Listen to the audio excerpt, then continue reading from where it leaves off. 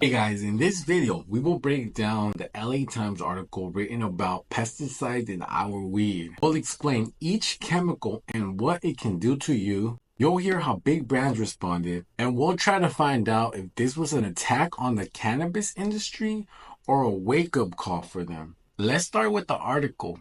The Dirty Secret of California's Legal Weed. The article states that they found deadly and health-threatening pesticides in some of our favorite brands, like West Coast Cure, Stiiizy, Backpackboyz, Grizzly Peak. A total of 24 other companies were involved in this investigation, with West Coast Cure having the most pesticides, even some that were banned in the USA. Here's what the CEO of West Coast Cure responded. Every lab, not just cannabis labs, but every. Keep in mind the company that he's working for, Bella Costa Lab. We're gonna come back to this. Right now, he's just explaining the process they have to go through To show how valid the process is. The process begins with paperwork and being able to control and show who had custody of something and then who it's going to be transferred to. In this case, we're taking products. You guys have custody as West Coast Cures, and we will be taking custody of those products and showing the staple where those same products make it to the lab by the same paperwork. So there's really no question of where it came from or how it's being tested. We have no control of this. All we can do is do our part, and then the lab says, we get it tested. They say it's good. We fucking put it out. You know what I mean? And this is the thing. People test shit all the time. If we were putting out dirty products, you don't think people would have people are testing shit. And he said, states just come in and check shit. Like, I'm sure someone would have found shit by now. You know what I mean? It's like, I guess it's funny that it has to be some LA Times trying to sell clicks. He doesn't have a chain of custody, which even we have to have, but I guess they don't have to follow the rules, I guess. Right? We spent $1 million last year or more, just give or take, on testing last year. And we could have spent half. I could have done no R&Ds, right? So they don't require us to do R&Ds. They only require us to do this part, the final testing, right? But we don't want to have even a chance of something slipping through. So we literally, instead of spending $500,000, I spent $1 million and got 2 tests. You know what I'm saying? Test before and a test after. Because and on top of that, I'm buying shit, right? You know how much weed there is in California? Why the fuck would I buy dirty weed? So West Coast Cure ended up testing their own products, right? And the results came out clean. Check out this post they made on their Instagram with all their test results. They all came out clean. On the other hand, the president of Stiiizy, Taco Sato, stated this: the company adheres to all standards and limits set by the state of California, which he noted has some of the strictest testing requirements and pesticide limits in the whole country. And then Backpackboyz said this: come on, bro. Like, they do all the testing, they in the store. You know what I mean? It's apparent as fuck that the motherfucker testing a fake vape. I mean, so that's why you're getting some of the fucking results that you're getting, of course. If you really think that motherfuckers are sending some shit like that into the stores, into these places, like, come on, you got me fucked up. Because they do numerous tests before it even goes into the fucking stores.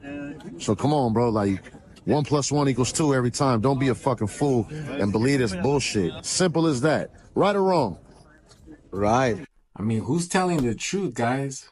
I think it's important we find out who is, as some of these pesticides are cancer-causing. Look, the problem isn't that they're using pesticides, because our fruits and vegetables carry them as well. The problem is that they're exceeding what the California Department of Cannabis Control allows. For example, let's break down a lemon cherry gelato by Backpackboyz. Chlorantraniliprole is used to control various insects, pests, including termites, ants, and roaches. Health effects include respiratory issues, skin and eye irritation, and toxicity if ingested. This pesticide is supposed to barely be detectable, but it was found at levels 1,000 times higher. Chlordane, paclobutrazol, and clofotozine were found at 50 to 100 times over the safe limit. Chlordane is used for termite control. It is highly toxic and can cause liver damage and is a probable human carcinogen. Paclobutrazol is used to control plant growth and enhance crop uniformity. It is potentially harmful if swallowed, and can cause reproductive harm. Clofazine is used for spider mites. It has low toxicity but can irritate the skin and the eyes. Guys, these are just 4 pesticides exceeding the legal limit in one product. A total of 16 different pesticides were found in this one product. Even the CEO of Catalyst Dispensaries decided to test out his own products on his shelf. Pay attention to who's doing the testing. We're going to talk about this right now. Look, we're going to get other viewpoints from the different labs, do the scientific method as good as we can. You know, I know Nate. I trust Nate. On my children and on my fucking wife, I walk right into the store. I took the shit right off the shelf. I fucking put it in the bag, brought it right down to Nate. No, nothing. Just whatever the results are, they are. As soon as they came out, we're putting them live on Instagram now. We're going to publish them. I'm very happy that the brands all are doing good SOPs to have clean tests. Now, remember who tested West Coast Cure? It was Bel Costa. And look who tested Cala's Dispensaries. Bel Costa again. And here's something they all have in common, guys. None of the tests came out dirty. They all came out clean. So who's lying? Well, guess what? Bel Costa, along with 13 other labs, are getting sued. Allegedly, they issued inaccurate certificates of analysis, inflated product potency, and overlooked the presence of contaminants banned or limited by the Department of Cannabis Control. This is what the Bella Costa CEO responded. The allegations contain no merit and are nothing more than a desperate attempt by 2 struggling and competing labs to gain market share and improve their financial condition. We will vigorously defend the services we provide and are confident we will defeat the frivolous lawsuit. 2 companies that are suing are Infinite Chemical Analysis and Anarisco Labs. I might be saying that wrong, but Anarisco Labs. Are they really trying to bring these labs down, or are what they saying is true? I found the owner of Jade Nectar saying this, talking about how labs have this pitch. Listen to what he has to say. It's another SE Labs. The only lab we work with is SE Labs. 1, because they're local, but 2, a long time ago,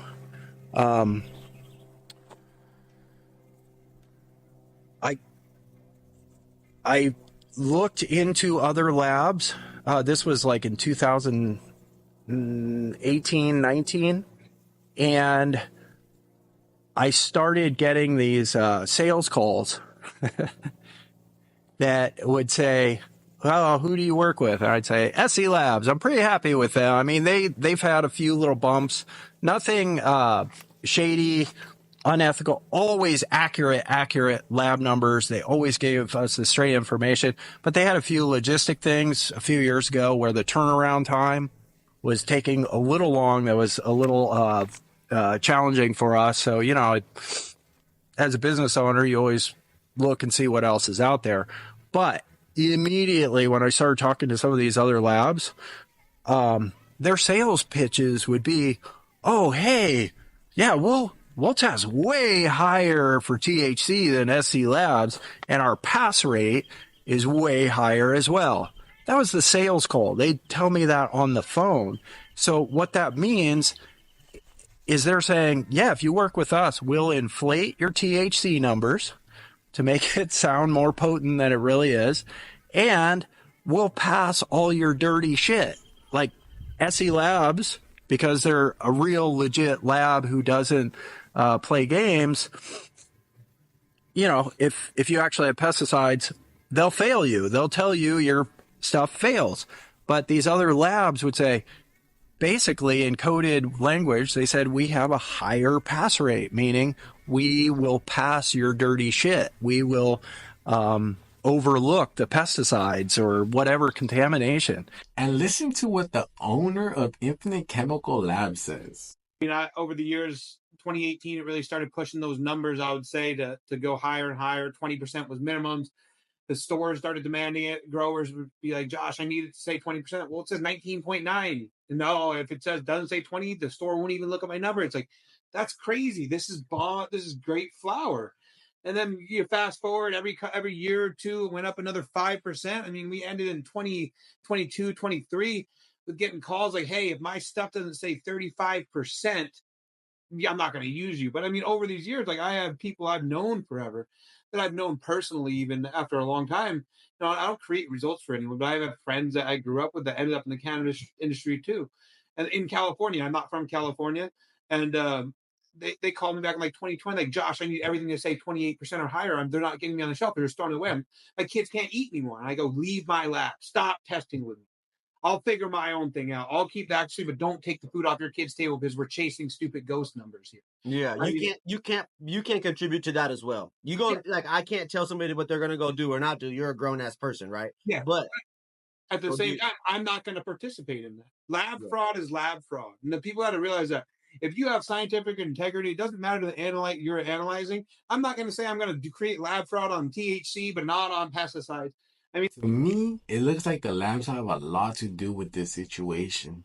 Obviously, they are getting sued, but they are innocent until proven guilty. Yet, what about the brand? West Coast Cure is getting sued in a class action lawsuit. A person is suing and wants to represent people in California who bought unsafe products from West Coast Cure since June 2020.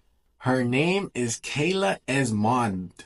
So who's at fault? The brands or the labs? The labs did the testing and the brands did the growing. There is a famous quote that goes, show me the incentive and I'll show you the outcome. If the labs are competing against 30 other labs in order to get these cannabis brands business, don't you think it would be a good sales pitch to say, we can test your THC at a higher level. We can pass anything. This would allow those labs to have an advantage in the marketplace, right? Now, let's look at the brands. Why would they do such a thing? Did you know a cannabis brand isn't allowed to write off many of the expenses it takes to run their business compared to a regular business? A tax write-off is like getting a discount on your taxes because you spent money on something for your business. This would mean that their margins are very tight. Margin is the difference between how much it costs to make something and how much you sell it for. So, if their marijuana grow exceeds pesticide limits or even simply develops mold, they would have to take a total loss of money and time, which can lead to losing their business. Imagine a lab saying, we can pass your weed, and the business owner is put in a difficult situation. Based on the character of the CEO, they might decide to work with a lab that does shady business. Wouldn't that mean the brands are just as guilty as the labs? As a consumer and a fan of West Coast Cure, Stiiizy, Backpackboyz. Look, guys, I even recently picked up a West Coast Cure. I already finished it, but I've recently picked this one up. I've noticed companies like West Coast Cure, Stiiizy, they have better prices on their weed, while they're still keeping the same quality for the most part. And even in some cases, I remember when Stiiizy had almost like a 35% THC level. Now I question it even more. Were they able to bring the price so down? Because I remember buying a Stiiizy 8 for $40, and now you can buy a Stiiizy 8 for like $25. It's like, how did they manage to bring those prices down so low? How do they cut the cost to their operations? Are they getting like cheaper products in order to save money? And even the article mentions there has been smuggling of pesticides from China. I think both labs and companies could be at fault, working alongside each other to cover up for one another. I don't personally think LA Times is trying to bring down the cannabis industry or even the cannabis companies. I asked myself who wrote this article, and the people who wrote this article, one was Alex Halperin, if I'm saying that right. He's a journalist and author in the cannabis space. He covers cannabis and drug policy. He also has a website called weedweek.com. And he worked alongside with Ms. Paige St. John. She's an a prize-winning investigative journalist. She's known for her work at the LA Times. Based on their work, they don't seem to have an agenda towards the cannabis industry. But let's ask this question. Let's just ask it. Who owns LA Times? Dr. Patrick Soon-Shiong. He is a prominent figure known for his contribution to medicine. He has made significant contributions to the field of cancer research and treatment. His net worth is estimated to be in the billions. He is actually recognized as one of the wealthiest individuals in the healthcare and biotechnology industry. He was even one of the richest men in LA in 2021. He was the number one. And he just actually came out with a new drug that is supposed to revolutionize the cancer industry. It was approved by the FDA on April 22, 2024. It's called Activa. Then I asked myself, isn't marijuana known for helping cancer patients? It makes you wonder, did Patrick Soon-Shiong hire the investigative reporter, Paige St. John, who is very credible in her field, and she decided to work along Alex Halperin, who is known for journalism in the cannabis space, in order to damage trust in the cannabis industry? Maybe Dr. Patrick Soon-Shiong doesn't want marijuana to disrupt his industry, since he is a leading force in curing cancer, and this new drug Activa can potentially make him billions. Just from a basic explanation, he found out how to make a cold tumor into a hot tumor. I will share with you today this simple slide of how do we take what is considered a cold tumor into a hot tumor. So he's just explaining how he's basically gonna explain the old way of doing things, basically like the chemotherapy and stuff like that, and he's explaining how that would actually hurt the patient, and he's basically saying that he found a better way to do it. We are taking our standard of care at what we call maximum tolerated dose, wiping out the entire immune system and inducing tolerogenic cell death. And in so doing, we were actually taking a hot tumor and making it a cold tumor.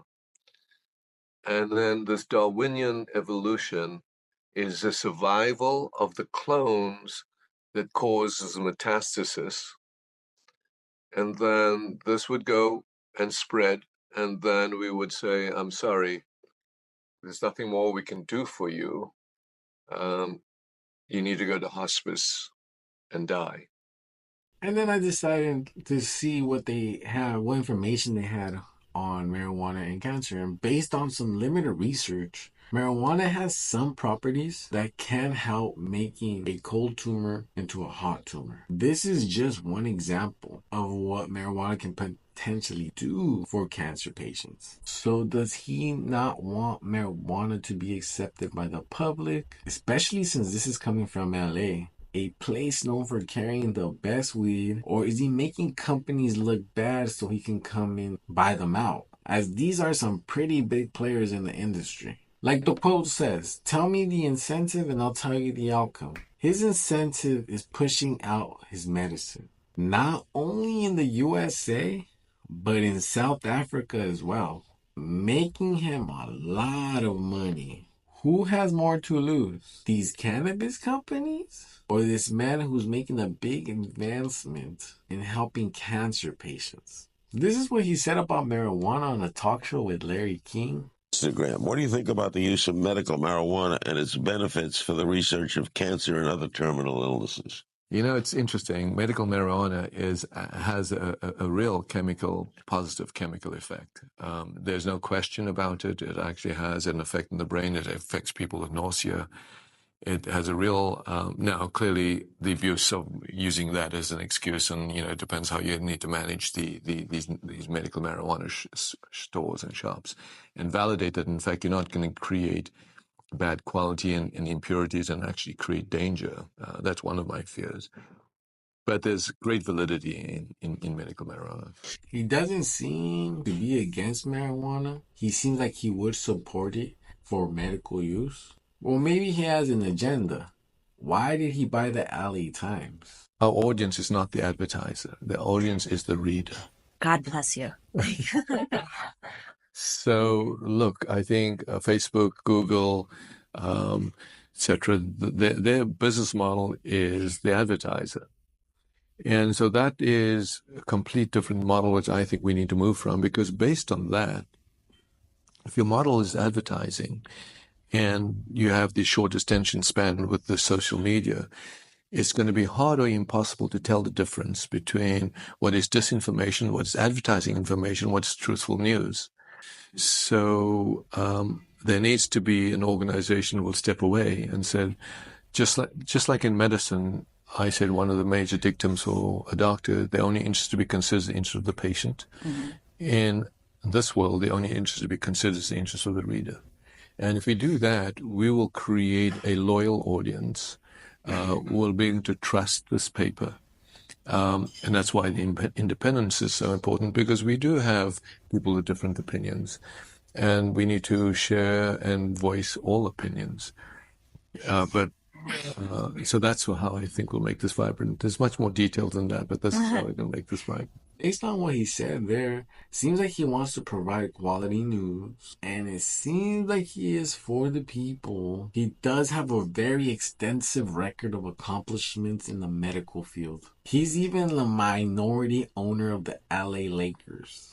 It doesn't seem like he would try to bring the industry down. Rather, it seems like he would try to help the industry by exposing bad actors. But just based on what he said of Larry King and how he wants to position LA Times as a credible paper, yet again, he is one of the richest men in the medical field and in his own city, LA. He probably has connections to the government.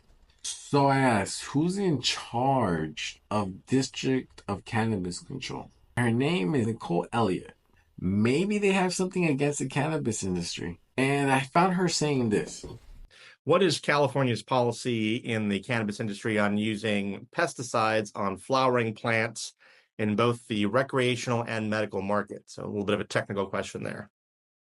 Yeah, so pesticide is a big problem in this space, and DPR, Department of Pesticide Regulation, has a list available, which we can share with you guys, of allowable pesticides for use in cannabis crops. These products have instructions that describe at what stage of a plant's life the pesticide can be used. And so we encourage you guys to look at that, to pay attention to that. We do set thresholds for pesticides residuals in our products and on flour. And we enforce those thresholds through embargoes, investigations, and recalls. You have seen a recent pesticide recall, I believe. So we will continue to do that. You should anticipate we will continue to do that, and that will increase over time. Again, check out the DPR website on allowable pesticides, and please pay attention to those thresholds, because I know a financial loss when we pull product out of the market, but it has to stay within the allowable thresholds. Seems like the state is aware of the problem with pesticides. And she mentions how investigations and recalls are expected to happen more this year. This meeting took place on February 8th, 2024. Then I bring back the owner of Infinite Chemical Labs, who mentions this. So the failed system, like, we can start with, it's not blaming anyone. The labs should be keeping this stuff up, but we have a regulatory body in the state of California that should be looking at this stuff, that should be checking it. I mean, we're going to get to you in a second, Lab, because I hope you guys watch this. We're going to get to you guys in a second. Yeah, they should be. I think you're seeing this year it happening. I mean, we're 8 years, 9 years in, I don't know what it is now. Let's just say from 17 and 18 to now, right? That's, I think, 6 years. And now we're starting to see enforcement on this. They're starting to do recalls in California for potency inflation. There are labs getting suspensions. There are labs getting fines. This is all public record, everyone. You can look at who in California is getting these citations. You can read about their citations. You can read about the details of citations. And the very interesting thing is, these labs are now getting in trouble. So this has been a problem for a while now. Take a look at this video, guys. California was the first state to legalize medical marijuana. When labs started reporting that they were finding high levels of pesticide residues, the LA city government covertly acquired and then tested 3 samples from dispensaries and found that 2 of the 3 samples did have exceedingly high pesticide levels, up to 1,000 times the legal limit. Yeah, but how much ends up inside the consumer? Only about 10% or so of pesticides in tobacco makes it through a filtered cigarette, which was found to be comparable to using cannabis in a water pipe with filters attached. But use a regular bong, and about half the pesticides end up in your lungs, and a glass pipe is even worse. Because most users don't attach a carbon filter to their bongs with 7.5 grams of activated charcoal, in general, the portion of pesticide recovery from cannabis would be alarmingly high and is a serious concern. Now, this is my opinion and thoughts. Marijuana is a plant, and growing it at a high level for consumers while following regulations and policies that are constantly changing is hard. Trying to make profit while avoiding going out of business is challenging. Yet, at the end of the day, you must keep the consumer safe. The labs and the brands have lost trust from the people. I'm personally a fan of some of these brands, but knowing they are potentially putting profit over the health of people makes me question whether I can trust them. I think it's a historical moment in the cannabis industry. Not a good one, but I think it can help it shape to what it can be. We shouldn't be worried so much about the high THC levels or whose weed looks better or whatever. Rather, we should care if these brands care about the consumers and if what we are smoking is safe and healthy. This gives brands an opportunity to show us why we can trust them. As far as the brands that got caught up in this scandal, it will take a lot for you to gain the trust of the people. As the quote goes, it takes a lifetime to build a good reputation, but you can lose it in 1 minute. What do you guys think? Who do you think is at fault? Will you trust these brands? At least until they prove that these allegations are not true? Or will you continue to support these brands regardless? And as I'm making this video today, they actually passed the bill regarding scheduling marijuana into a Schedule 3 versus a Schedule 1, and they denied it, guys. I don't know, man, if this article had to do with them making that decision, even like, nah. Like, we're not gonna allow it to be at a Schedule 3. Even more of the reason to look deeper into Dr. Patrick Soon-Shiong. I'm not saying anything. I'm just, just fun little mind games to play with. We're going to see what ends up happening if these brands end up just giving us some sort of hope that they aren't really, that article is not what it really is. I mean, there's just a lot of evidence that backs up that they might be fucking with our weed and doing different things based off this lab, and some people saying this, just little things like that make sense to why, but then there's also this whole political thing going on in the background. So I don't know. I had fun doing this. Hope you guys enjoyed this video. If you guys want to watch another video, click on either one. See you guys.